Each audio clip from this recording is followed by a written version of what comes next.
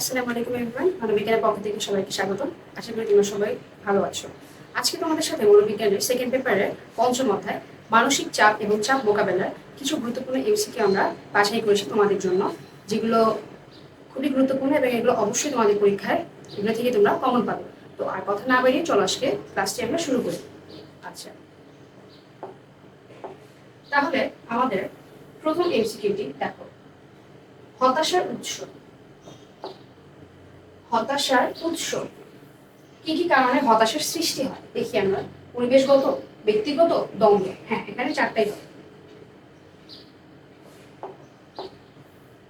তাহলে এখানে অ্যান্সার হবে হচ্ছে ডি।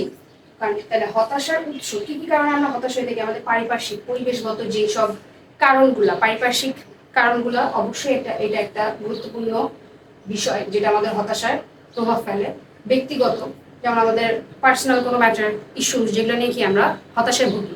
তারপরে কি দ্বন্দ্ব, কারোর সাথে কোনো কিছু আমাদের ঝগড়া হলো বা কিছু একটা, তো এই সব কিছু সমন্বয়ে কি আমরা হতাশা আমাদের সৃষ্টি হচ্ছে, তাই না? তাহলে এখানে হবে হচ্ছে অ্যান্সার 1, 2 ও 3। হতাশার উৎস হচ্ছে তাহলে পরিবেশগত, ব্যক্তিগত এবং দ্বন্দ্ব।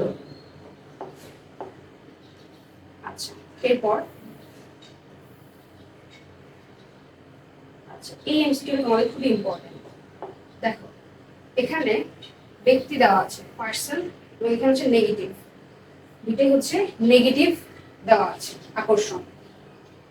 তাহলে চিত্রে কোন ধরনের দ্বন্দ্বের ইঙ্গিত করা হয়েছে? এখানে যে দ্বন্দ্বটা নেগেটিভ নেগেটিভ, মিডলে হচ্ছে পার্সেন্টটা, তাহলে এটা কি ধরনের দ্বন্দ্ব হবে? আকর্ষণ আকর্ষণ না, আকর্ষণটা কি আমরা জানি, আকর্ষণ হচ্ছে পজিটিভ, পজিটিভ হলে আকর্ষণ হতো। বিকর্ষণ বিকর্ষণ, হ্যাঁ বিকর্ষণ বিকর্ষণ, কারণ নেগেটিভ যে দুইটাই মাইনাস, নেগেটিভ নেগেটিভ। আকর্ষণ বিকর্ষণ হবে না, কারণ এখানে পজিটিভ নেগেটিভ নেই, এখানে দুটোই আছে কি নেগেটিভ মান। তাহলে দ্বিগুণ আকর্ষণ বিকর্ষণ হবে না, কারণ সরি, দ্বিগুণ আকর্ষণ বিকর্ষণ দ্বন্দ্ব এটা হবে না। দ্বিগুণ যদি আকর্ষণ বিকর্ষণ হতো তাহলে কি হতো? এখানে একটা প্লাস একটা মাইনাস থাকতো, এখানে একটা প্লাস একটা মাইনাস থাকতো, মানে পজিটিভ নেগেটিভ মিলানো দুই সাইডেই থাকতো। যেমন এখানে নেগেটিভ আছে তো একটা পজিটিভ হতো, আবার এখানে নেগেটিভ আছে একটা পজিটিভ হতো। এটা যদি হতো তাহলে সেটাকে আমরা বলতে পারতাম দ্বিগুণ আকর্ষণ বিকর্ষণ দ্বন্দ্ব। কিন্তু এখানে দুটোই হচ্ছে আমার নেগেটিভ মান, দুটোই নেগেটিভ। তাহলে কি হবে? বিকর্ষণ বিকর্ষণ। রাইট অ্যান্সার হবে বি নাম্বারটা, বিকর্ষণ বিকর্ষণ দ্বন্দ্ব। তাহলে এটা কি দ্বন্দ্ব? এটা হচ্ছে একটা বিকর্ষণ বিকর্ষণ দ্বন্দ্ব। এরপর পঙ্গুত্ব হতাশার কোন ধরনের উৎস? আচ্ছা, পঙ্গুত্ব এটা হতাশার কোন ধরনের উৎস হবে? পরিবেশগত, ব্যক্তিগত, দ্বন্দ্বমূলক নাকি মানসিক চাপমূলক? এটা হবে হচ্ছে ব্যক্তিগত।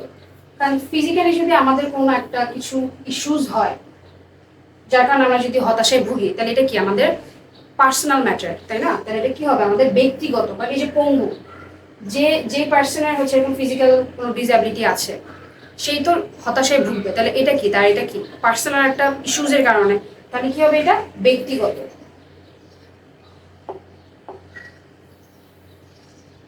এরপর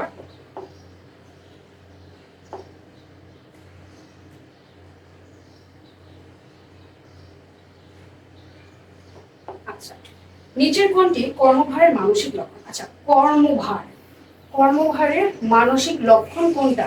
শ্বাস প্রশ্বাস দ্রুত হওয়া, তৃষ্ণা অনুভব করা, প্রেষণা হ্রাস পাওয়া, চোখে ব্যথা অনুভব হওয়া। আচ্ছা, এখানে অ্যান্সার হবে হচ্ছে প্রেষণা হ্রাস পাওয়া। যখন আমরা কর্মভার আমাদের উপর বেশি থাকে, ওয়ার্ক প্রেশার বেশি থাকে, তখন কিন্তু আমরা কোনো কিছু করার যে আমাদের একটা প্রেষণা, সেটা কিন্তু আর আমরা পাই না, আমরা টায়ার্ড থাকি, তাই না? তাহলে কি হবে? তাহলে কর্মভারের মানসিক লক্ষণটা কি? প্রেষণাটা আমাদের হ্রাস পেয়ে যাবে, অন্য কিছু করার যে আমাদের একটা মোটিভ, সেটা আর আমরা সেভাবে পাবো না।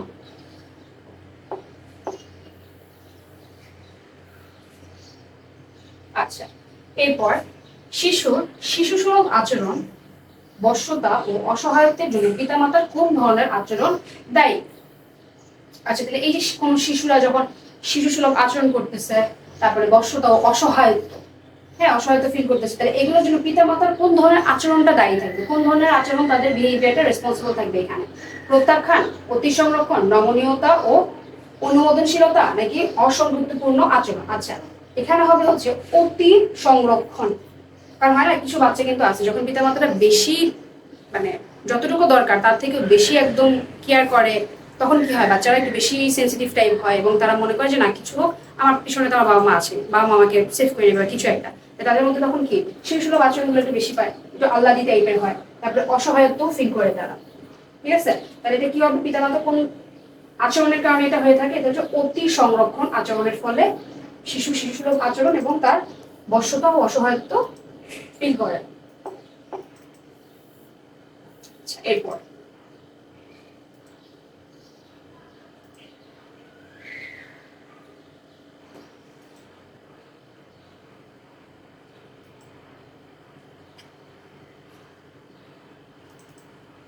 আচ্ছা, তাহলে একটা লক্ষ্যবস্তু আছে এদিকে, মাঝে আমাদের একটা প্রতিবন্ধকতা, মানে কোনো কিছু একটা বাধা বা কিছু একটা আছে, ঠিক আছে, এটা হচ্ছে একটা ব্যক্তি পার্সন। লক্ষ্যবস্তুটার আগে হচ্ছে একটা প্রতিবন্ধকতা আছে, আর এই সাইডে হচ্ছে একজন ব্যক্তি পার্সন। তাহলে এটা কি হবে, এটি কিসের চিত্র, এটা কিসের দ্বন্দ্ব, হতাশা, মানসিক চাপ নাকি কর্মভার? এটা হচ্ছে একটা মানসিক চাপ। কারণ যখন আমাদের একটা ডিজায়ার কোনো কিছু আমরা যদি পেতে চাই, কিন্তু তার যদি সামনে যদি আমরা বাধার সম্মুখীন হই, তখন কি আমাদের মধ্যে একটা হতাশার সৃষ্টি হয়, জানলাম আমি তাহলে এটা কিভাবে করবো, তাহলে এখন আমি এটা কিভাবে পাবো কিছু একটা এরকম। তাহলে এটা কিসের সৃষ্টি হবে, এটা হচ্ছে আমাদের হয় মানসিক চাপের সৃষ্টি করে। আচ্ছা, এরপর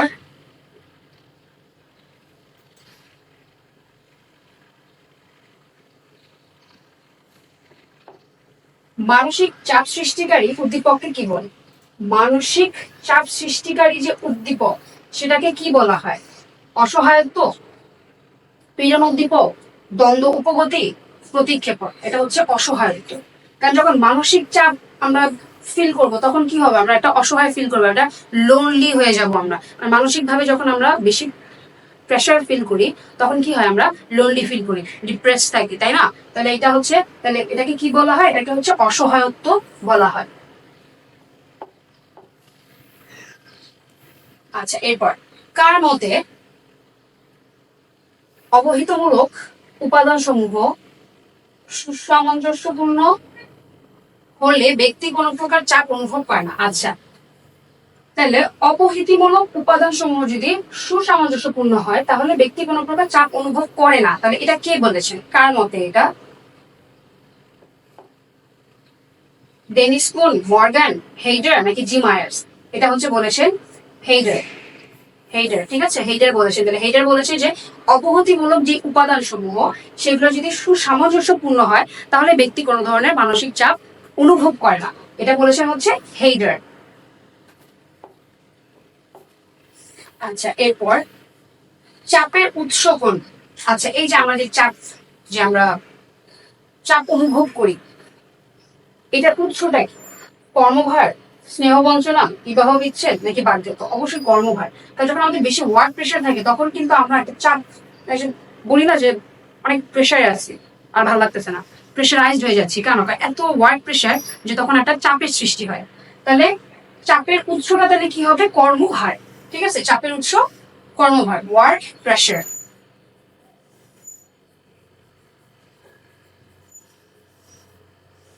ওয়ার্ক প্রেশার।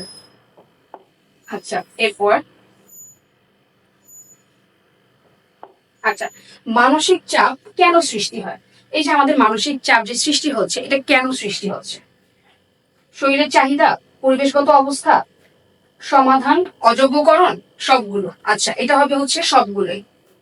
কারণ মানসিক চাপ আমরা যে আমাদের যে সৃষ্টি হয়, শরীরের চাহিদা থেকেও আমাদের হয়, পরিবেশগত যে আমাদের অবস্থা, পারিপার্শ্বিক সবকিছুর সমন্বয়েই তো আমরা একটা প্রেশার ফিল করি, চাপের সৃষ্টি হয়। সমাধান, অযোগ্যকরণ, একটা কোনো কিছু সলিউশন, সেটা হচ্ছে কি, কোনো কারো কাছে গ্র্যান্টেডই হচ্ছে না, সেটা যোগ্য না।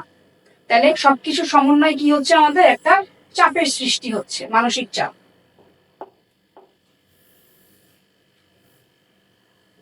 আচ্ছা, এরপর দেখো, কার মতে মানসিক চাপ ব্যক্তি জীবনে একটি সাধারণ ঘটনা? আচ্ছা, তাহলে মানসিক চাপ ব্যক্তি জীবনে একটি সাধারণ ঘটনা, এটা কে বলেছেন? রোজেন অ্যান্ড গ্রেগরি, এস স্ক্যারেচার নাকি হ্যান্স সেলাই নাকি ওয়াইনি ওয়েটেন? এটা কে বলেছেন? এটা বলেছেন হচ্ছে হ্যান্স সেলাই। তাহলে হ্যান্স সেলাই হচ্ছে বলেছেন মানসিক চাপ ব্যক্তি জীবনে একটি সাধারণ ঘটনা। তাহলে মানসিক চাপ ব্যক্তি জীবনের কি একটা সাধারণ ঘটনা, একটা কমন প্রবলেম। সেটা কে বলেছেন? হ্যান্স সেলাই।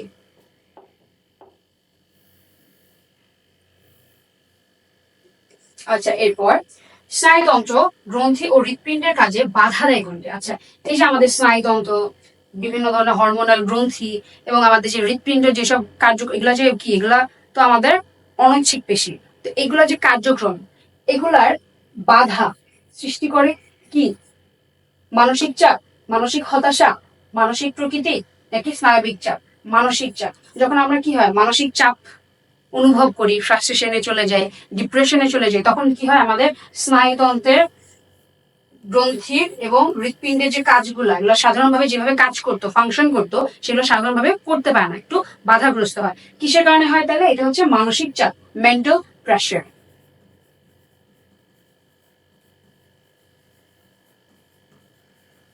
Mental pressure. আচ্ছা, এরপর নিচের কোনটি মানসিক চাপ সৃষ্টিকারী উদ্দীপক? আচ্ছা, মানসিক চাপ সৃষ্টিকারী উদ্দীপক নিচের কোনটা? অসহায়ত্ব, সিদ্ধান্তগত সমস্যা, মানসিক সমস্যা, নাকি একই ভাবন? এটা হচ্ছে অসহায়ত্ব। অসহায়ত্ব হচ্ছে আমাদের মানসিক চাপ সৃষ্টিকারী একটা উদ্দীপক। এর ফলেই হচ্ছে কি, যখন আমরা বেশি লোনলি থাকি, তখনই কি আস্তে আস্তে আমাদের মধ্যে একটা মেন্টাল প্রেশার আসে, একটা স্ট্রেস ফিল করি আমরা, যে আমি একা, আমার কোনো ফ্রেন্ড নাই, বা কারোর সাথে আমি আমার কোনো শেয়ার করতে পারতেছি না, তাই না? তাহলে অসহায়ত্ব, এই অসহায়ত্ব থেকে কি হয়? মানসিক চাপ সৃষ্টিটা হয়। এটার উদ্দীপকটা হচ্ছে তাহলে কি? মানসিক চাপ সৃষ্টিকারী উদ্দীপক হচ্ছে অসহায়ত্ব।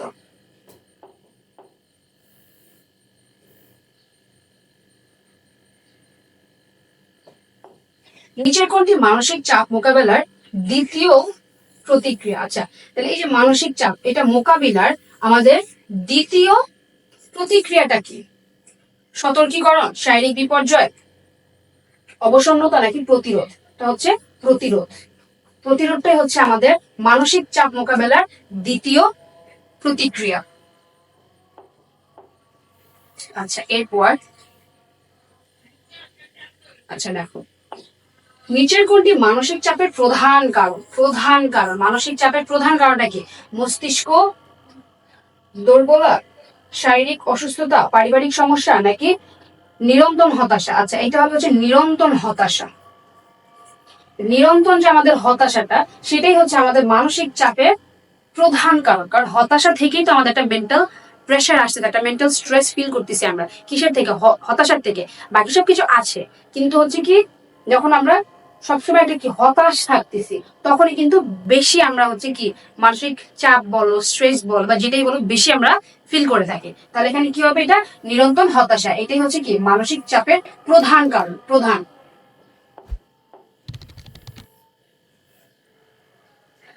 নিচের কোনটি কর্মভারের মানসিক লক্ষণ? আচ্ছা, কর্মভার, এই যে আমাদের এত ওয়ার্ক প্রেশার, হ্যাঁ, এই কর্মভারের মানসিক লক্ষণটা তাহলে কি হবে? শ্বাস প্রশ্বাস দ্রুত হওয়া, তৃষ্ণা অনুভব করা, প্রেষণা হ্রাস পাওয়া, নাকি চোখে ব্যথা অনুভব করা? এটা হচ্ছে প্রেষণা হ্রাস পাওয়া। কারণ যখন আমাদের কর্মভারের অনেক বেশি থাকে, কর্মভারের, তখন কি হয়, আমরা মানসিক ভাবে আর অন্য কোনো কিছু করার তো আমাদের কোনো ইন্টারেস্টও থাকে না, কোনো আগ্রহ তো থাকবেই না, ইচ্ছাও থাকে না, তাই না? যে করব, তার জন্য কোনো রকম শরীরে এনার্জিও আমরা পাই না। তাহলে কি প্রেষণাটা আমাদের হ্রাস পেয়ে যায়, যার ফলে আমরা আর অন্য কোনো কিছু করতে পারি না। তাহলে কর্মভারের মানসিক লক্ষণটা কি? প্রেষণা হ্রাস পাওয়া।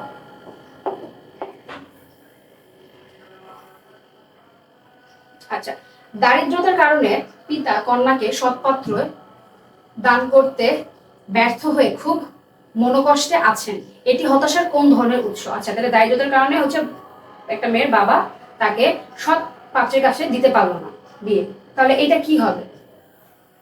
এটি হতাশার কোন ধরনের উৎস? এটা হতাশার কোন ধরনের উৎস হবে? এটা হচ্ছে হতাশার পরিবেশগত। পরিবেশগত। কারণ সে যদি রিচ হইতো, তাহলে কি হইতো? সে অবশ্যই পারতো, কিন্তু পারে নাই। কেন পারে নাই? তাই পারিপার্শ্বিক অবস্থার কারণে, যার কারণে সে সৎ পাত্রের কাছে তার মেয়েকে দিতে পারলো না। তাহলে এটা কি হবে? এটা হতাশার হচ্ছে পরিবেশগত উৎস।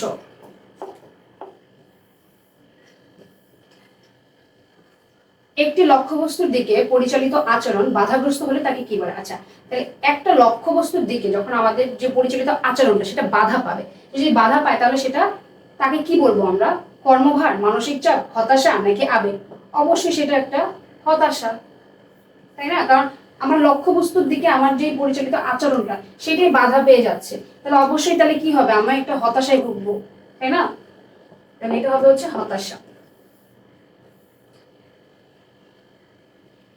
নিচের কোনটি ব্যক্তির এমন একটি অবস্থা যেখানে পরিস্থিতি তার নিয়ন্ত্রণের বাইরে থাকে? আচ্ছা, পরিস্থিতি নিয়ন্ত্রণের বাইরে থাকে, কখন থাকে এটা? পরিস্থিতি আমাদের নিয়ন্ত্রণের বাইরে কখন থাকে? যখন আমাদের কর্মভার বেশি থাকে, নাকি আমরা অসহায়ত্ব ফিল করি, নাকি আবেগীয় সমস্যা, সিদ্ধান্তগত সমস্যা? আচ্ছা, এটা হবে হচ্ছে অসহায়ত্ব। কারণ যখন আমি অসহায় তখনই তো আমার পরিস্থিতি আমার নিয়ন্ত্রণের বাইরে থাকতেছে, তাই না? অসহায়ত্ব থেকে কি আমার পরিস্থিতি আমার নিয়ন্ত্রণের বাইরে, কর্মভারে তো আমার পরিস্থিতি আমার নিয়ন্ত্রণের বাইরে না, কারণ কি ওয়ার্ক প্রেশার, যে কাজ একটু বেশি, কিন্তু পরিস্থিতি আমার নিয়ন্ত্রণের বাহিরে না। কিন্তু যখন আমি অসহায় তখন কি আমার পরিস্থিতি আমার নিয়ন্ত্রণের বাহিরে, আমি চাইলেও আমার পরিস্থিতি নিয়ন্ত্রণ করতে পারবো না।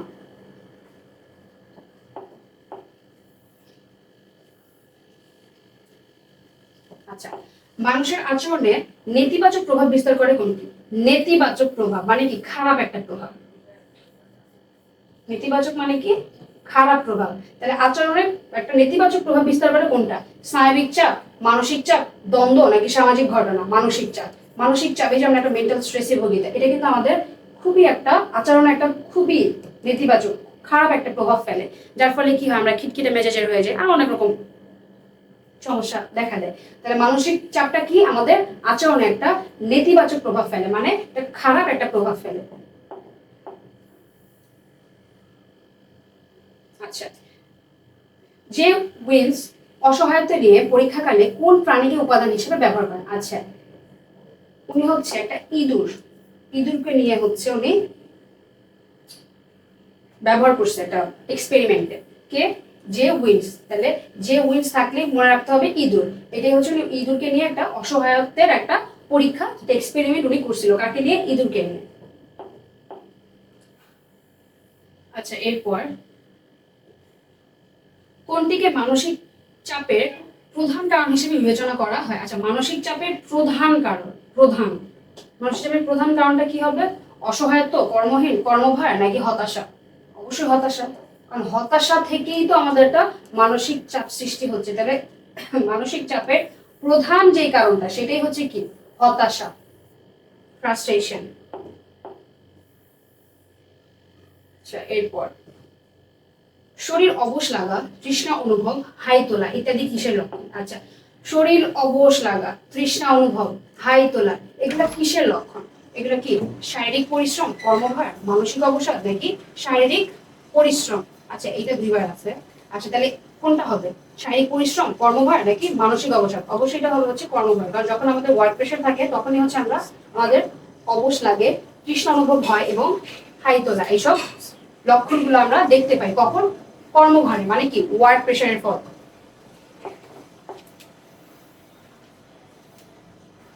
কর্মভারের মানসিক লক্ষণ, তাহলে কর্মভারের মানসিক যে লক্ষণগুলো হয় সেগুলো কি কি? ভুলের পরিমাণ বৃদ্ধি পাওয়া, হ্যাঁ অবশ্যই। যখন ওয়ার্ক প্রেশার থাকে তখন কি হয়, আমরা কোনো কাজে ছোটখাটো ভুল করেই ফেলি, তাই না? তারপরে কি হয়, আগ্রহ হ্রাস পায়। হ্যাঁ, যখন ওয়ার্ক প্রেশার বেশি থাকে তখন কি হয়, আমাদের ভালো লাগে না, মনে হয় যে না আমি আর পারতেছি না কাজ করতে, করবো না, ভালো লাগতেছে না। তাহলে কি হয়, আগ্রহটাও আমাদের কমে যায়, হ্রাস পায়, স্মৃতি হ্রাস পায়। হ্যাঁ, হয় না, অনেক সময় অনেক গুরুত্বপূর্ণ কিছু ইনফরমেশন কাউকে দেওয়ার হলে আমরা কি ভুলে যাই, কারণ কাজের এতই ব্যস্ততা থাকে, এতই প্রেশার থাকে যে আমাদের কোনো কিছু আর মনে থাকে না। তাহলে এখানে কি হবে, 1 2 3 হবে, মানে ডি নাম্বারটা হবে অ্যান্সার। তাহলে কর্মভারের মানসিক লক্ষণগুলো তাহলে কি কি? ভুলের পরিমাণ বৃদ্ধি পাওয়া, আগ্রহ হ্রাস পাওয়া এবং স্মৃতিও হ্রাস পাওয়া।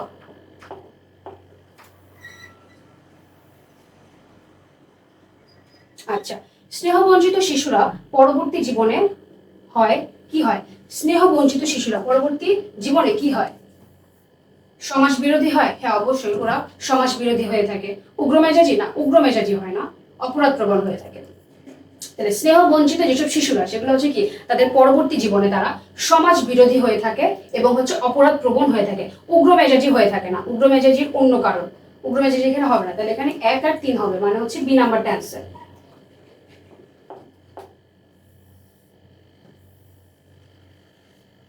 আচ্ছা, এরপর কোন পদ্ধতিতে জীবন বৃত্তান্ত সংগ্রহ করা হয়? আচ্ছা, জীবন বৃত্তান্ত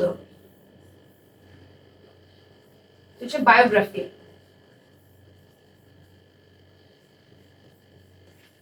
তাহলে বায়োগ্রাফি এটা কোন পদ্ধতিতে সংগ্রহ করা হয়, কোন পদ্ধতিতে?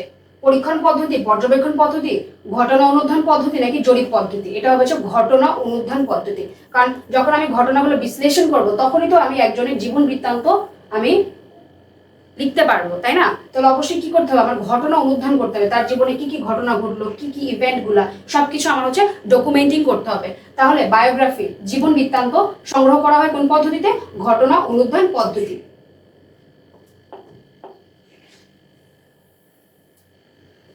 আচ্ছা, এই যে এই এমসিকিউটা খুবই ইম্পর্টেন্ট। দেখো এখানে কি আছে, এখানে একটা পজিটিভ নেগেটিভ আছে, এইদিকেও এইদিকেও একটা পজিটিভ নেগেটিভ আছে, আর এখানে মাঝখানে হচ্ছে একজন পার্সন। তাহলে এইটা কোন ধরনের মানসিক চাপ?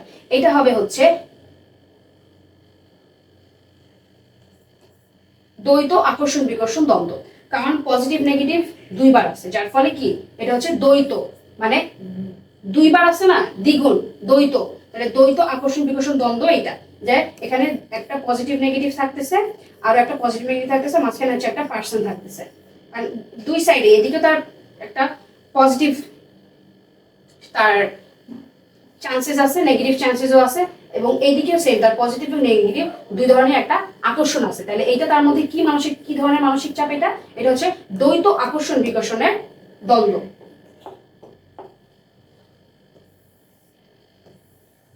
আচ্ছা, এরপর তাহলে উক্ত মানসিক চাপের বৈশিষ্ট্য। তাহলে উক্ত মানসিক চাপটা কি? দ্বৈত আকর্ষণ বিকর্ষণ। তাহলে এইটার বৈশিষ্ট্যটা কি হবে?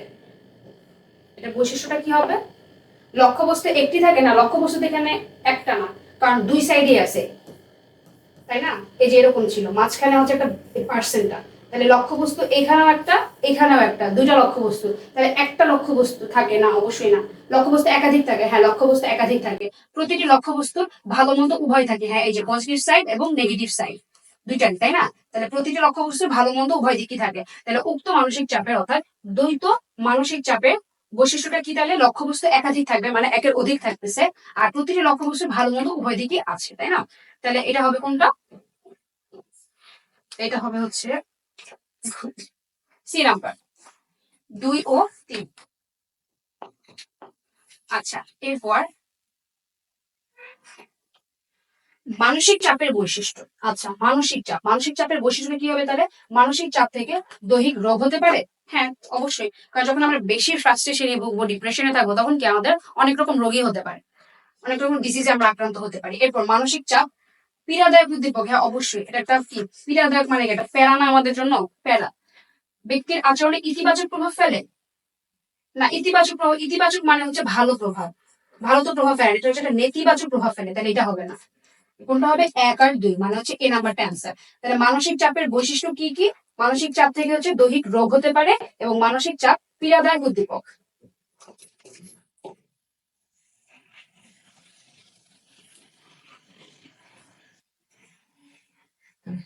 আচ্ছা, দেখো এবার ক্ষতিপূরণ।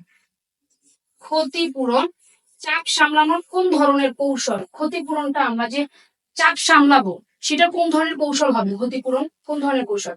পরিস্থিতি পুনর্মূল্যায়ন, আত্মরক্ষামূলক কৌশল, সামাজিক সহায়তা নাকি প্রাতিষ্ঠানিক? এটা হবে আত্মরক্ষামূলক কৌশল।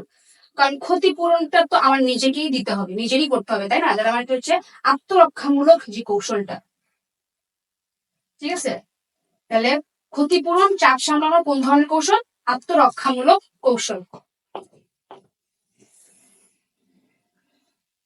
আচ্ছা, এরপর বিশ্ব স্বাস্থ্য সংস্থার মতে বাংলাদেশের মোট জনসংখ্যার শতকরা কত ভাগ বুদ্ধি প্রতিবন্ধী?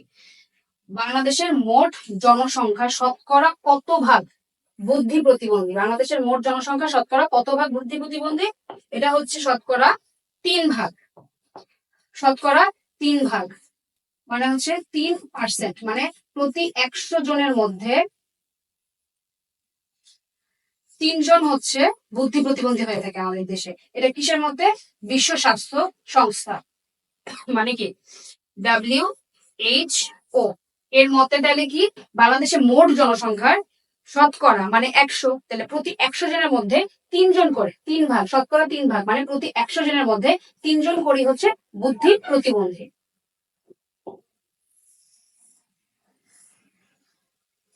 আচ্ছা, এরপর নিচের কোনটি মানসিক কর্মভারের লক্ষণ? আচ্ছা, মানসিক কর্মভারের লক্ষণটা কি হবে? সময় জ্ঞান কমে যাওয়া, না চোখ ব্যথা, শুয়ে পড়তে ইচ্ছা করা, নাকি ক্লান্ত লাগা। তাহলে মানসিক কর্মভারের লক্ষণ হচ্ছে কি? ক্লান্ত লাগা, টায়ার্ডনেস।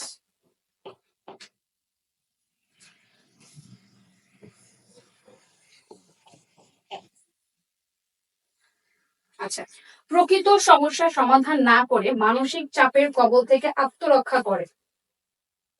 প্রকৃত যে সমস্যা সেটা সমাধান না করে মানসিক চাপের যে কবল সেটা থেকে আত্মরক্ষা করে কি?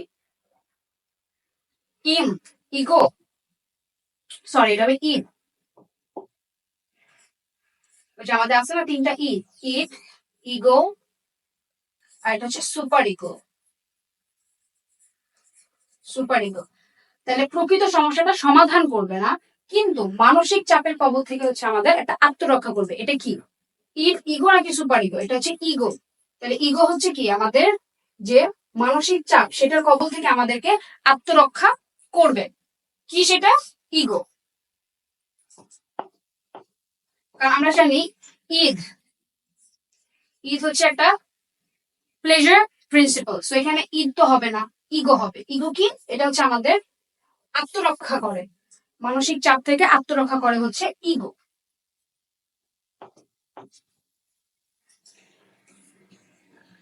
মানসিক চাপ হলো ব্যক্তি জীবনের স্বাভাবিক ঘটনা। কে বলেছেন? আচ্ছা, মানসিক চাপ ব্যক্তি জীবনে হচ্ছে একটা সাধারণ ঘটনা, এটা বলেছেন হচ্ছে হ্যান্স সেলাই। মানসিক চাপ হলো ব্যক্তি জীবনের স্বাভাবিক ঘটনা, একটা নর্মাল একটা প্রবলেম। কে বলেছেন এটা? হ্যান্স সেলাই। আচ্ছা, এরপর তত্ত্বীয় মূল্যবোধের সাথে সম্পর্কিত। আচ্ছা, তত্ত্বীয় মূল্যবোধের সাথে সম্পর্কিত কি কি বিষয় থাকবে? ব্যক্তি সৌন্দর্য প্রিয় হয় না, এটা তো তত্ত্বীয় বিষয়ের সাথে রিলেটেড না। এই দুইটা, সৃষ্টিশীল হিসেবে নিজেকে দেখতে চাওয়া, মানে ক্রিয়েটিভিটি থাকবে তার মধ্যে, এবং জ্ঞানার্জনের মাধ্যমে অধিপতি বিস্তার। তাহলে সৃষ্টিশীল হিসেবে নিজেকে দেখতে চায় এবং জ্ঞানার্জনের মাধ্যমে আধিপত্য বিস্তার, এটা কি? তত্ত্বীয় মূল্যবোধের সাথে সম্পর্কিত। তত্ত্বীয় মূল্যবোধ। তাহলে কি কি হবে আনসার? 2 আর 3, মানে হচ্ছে সি নাম্বারটা। আচ্ছা, এরপর আচ্ছা, সুখ নীতি দ্বারা পরিচালিত হয় নিচের কোনটি? সুখ নীতি, এই যে সুখ নীতি দ্বারা পরিচালিত হয় হচ্ছে সুপার ইগো। সুখ নীতি দ্বারা পরিচালিত হয় হচ্ছে সুপার ইগো। আচ্ছা, কর্মভারের মানসিক লক্ষণগুলো: ভুলের পরিমাণ বৃদ্ধি পাওয়া, আগ্রহ হ্রাস পাওয়া, স্মৃতি হ্রাস পাওয়া, তিনটাই। কারণ আমরা একটু আগে দেখেছি কর্মভারের ফলে কি হয়, আমাদের কোনো কাজের আগ্রহ থাকে না, আমাদের মেমোরি লাপস হয়, যে লাইক কোনো কিছু আমরা ভুলে যাই কোনো শর্ট টাইমের জন্য, মানে কেউ কিছু বললো, দেখা গেলো যে আমরা আর খেয়াল নেই, আমাদের মনে থাকে না। আর কি, ভুলের পরিমাণও বৃদ্ধি পায়, ভুল হয় কাজে। তাহলে এখানে তিনটাই হবে।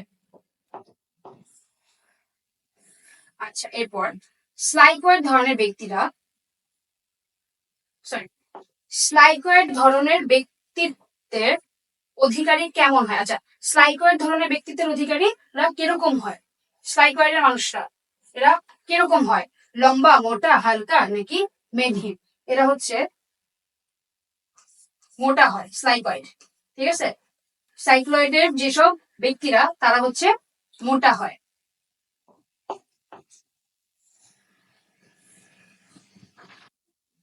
আচ্ছা, খেলোয়াড় সুলভ শরীর হয়ে থাকে কাদের? খেলোয়াড় সুলভ শরীর কাদের হয়ে থাকে? অ্যাথলেটিকদের, মেসোমরফিকদের, আর সোমাটোটনিকদের। অ্যাথলেট স্বরূপ হচ্ছে, সরি, খেলোয়াড় স্বরূপ শরীর হয় না। সোমাটোটনিক যারা, তাদের হচ্ছে খেলোয়াড় স্বরূপ যে শরীরটা, মানে বডি ফিটনেসটা তাদের থাকে না। বডি ফিটনেসটা থাকে কাদের? খেলোয়াড় স্বরূপ যে শরীর, মানে বডি ফিটনেস থাকবে হচ্ছে অ্যাথলেটিকদের আর হচ্ছে মেসোমরফিকদের। তাহলে এখানে অ্যান্সার হবে 1 আর 2, মানে এ নাম্বারটা।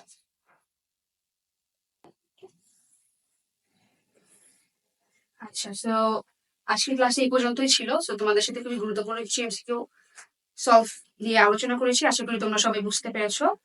আসসালামু আলাইকুম।